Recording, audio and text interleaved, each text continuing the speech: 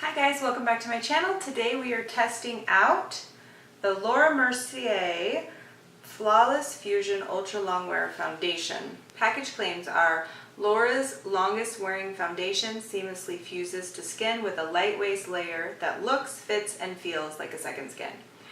Moving with your every move, skin enhancing pigments fuse with ultra long wear for our most modern, flawless, medium to full coverage that's naturally you, leaves a matte finish that's never dull or flat.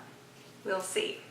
Comes in a glass bottle, very nice. I will link all the information below. I ordered shade 2-in-1 Cashew.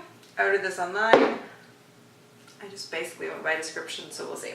Obviously my eyes are already done. If you're curious, they are the Naked Heat palette. I'm obsessed with this thing. So glad I got it. As usual, half my face I will do with a beauty blender and the other half I am doing with a brush. Today I am using the Smith 115 foundation brush. I have oily combination skin, obvious hyperpigmentation, acne, scarring, melasma, all that fun stuff.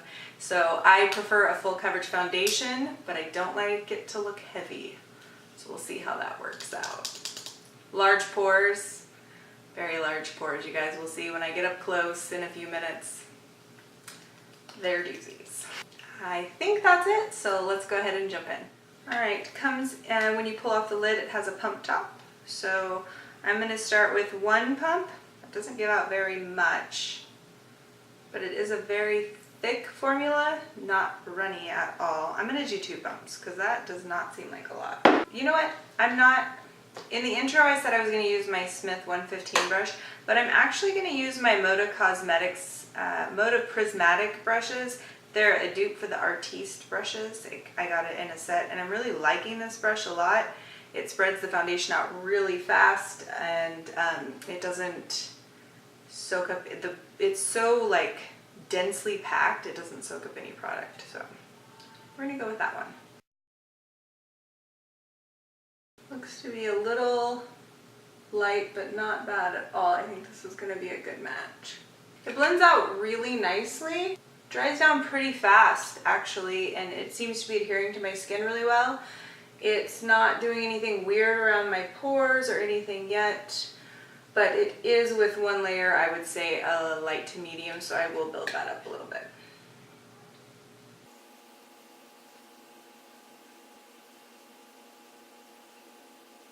Alright, I'm going to go in on the other side with the Beauty Blender. I'm still using that same 2 pumps. It actually blends out really nicely with your finger when I just did that right there.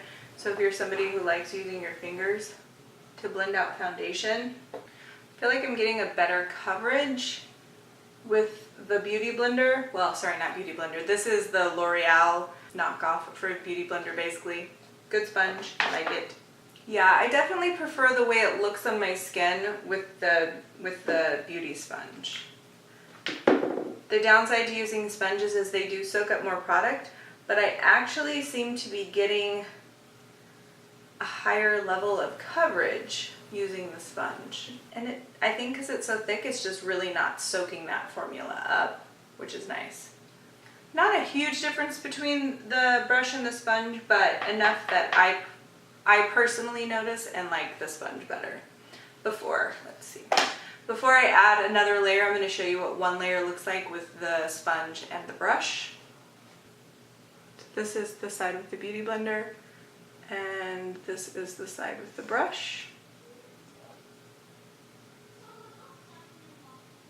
I'm going to bring whatever's left down onto my neck because I have this pregnancy mask right here that I like to cover.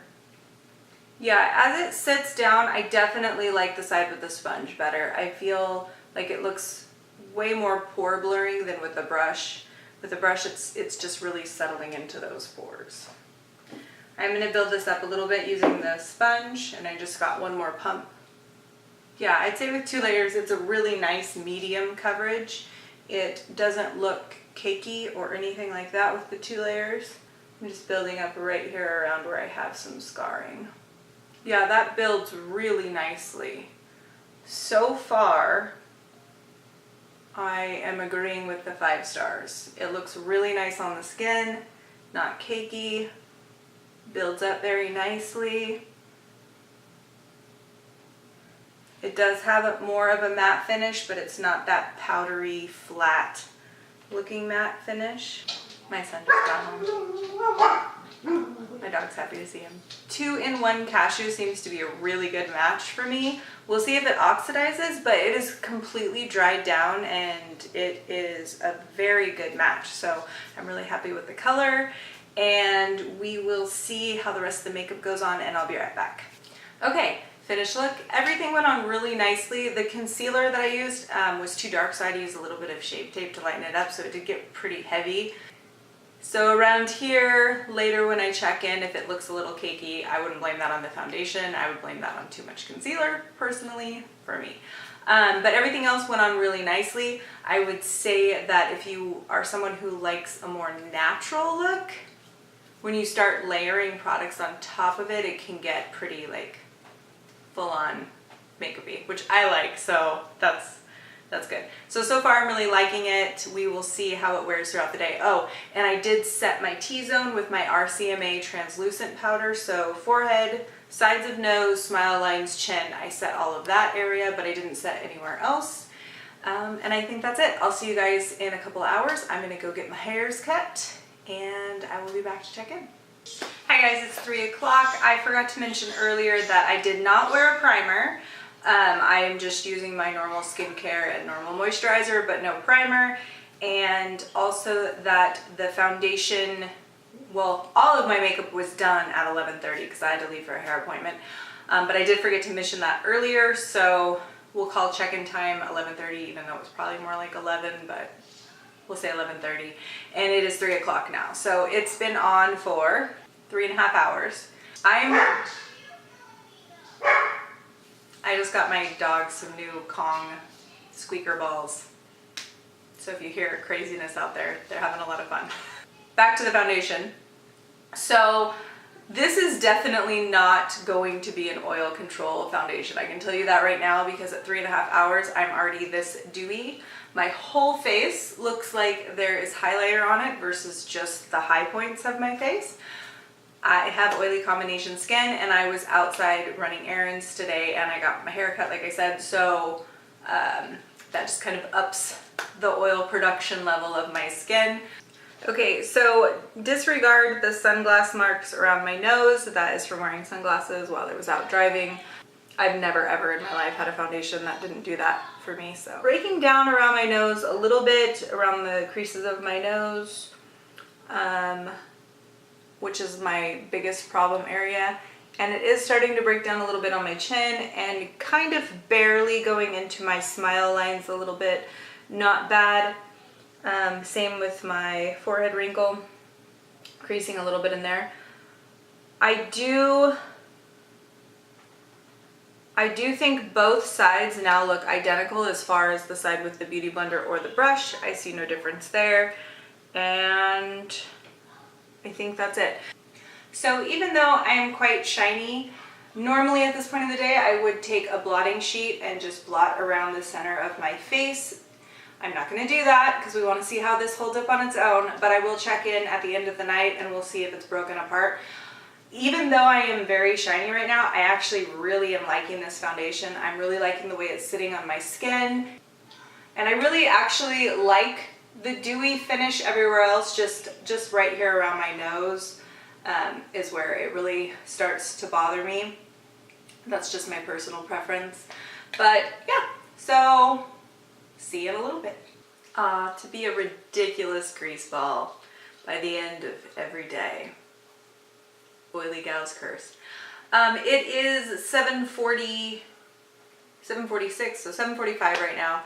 So it's been on for over a little over 8 hours. What is that? No, it's like almost 8.5 hours, right? I don't know. Anyway, it's been on over 8 hours, and I am extremely oily. Par for the course, right? Here's the problem I have. If there's a foundation that I'm not super oily by the end of the day with, I tend to not like it because I don't like how matte it is going on. So it's kind of like a catch-22, damned if you do, damned if you don't situation.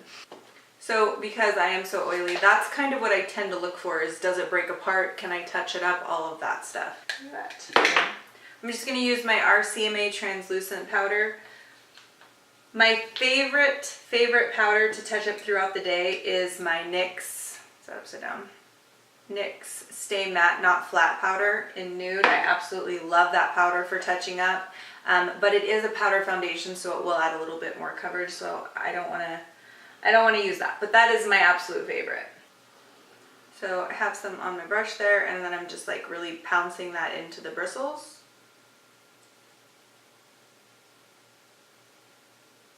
I just want to see, like, when I touch it up, if it gets really weird or anything like that. For me to know if I'm going to like it or not, I need to know how it touches up, because I'm going to normally touch up and dab and blot and all that stuff. Here is touched up with the translucent setting powder at the end of the day, how it looks, and untouched. I feel like this looks so crazy right now. Yeah, it does look crazy. We're just gonna go with the crazy so you guys can see. Who cares, right? I hope you guys found this helpful, and honestly, I really like this foundation. It didn't oxidize on me at all. The color is great. It held up great throughout the day. It didn't break apart, and it looks so nice once it is touched up. Those are qualities that I look for. Again, I don't like a super matte foundation that's going to keep me more matte throughout the day. I'd rather touch up, and that's just my personal preference. Hopefully this helps you guys. Have a wonderful night. If you guys have any questions, please comment below. Also, please remember to give this video a thumbs up. It helps me out greatly, and subscribe. I'd love to have you. Bye-bye.